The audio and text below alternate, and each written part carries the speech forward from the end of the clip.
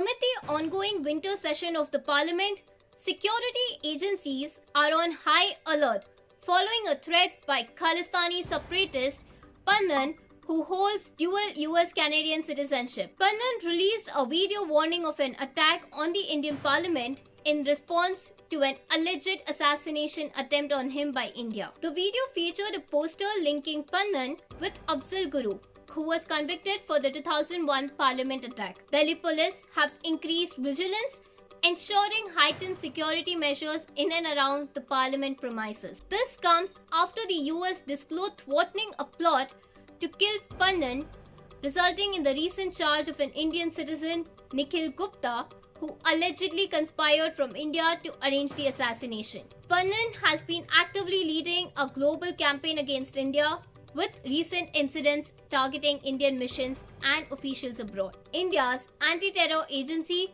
has filed a case against him for issuing warnings on social media, cautioning Air India passengers about potential threats.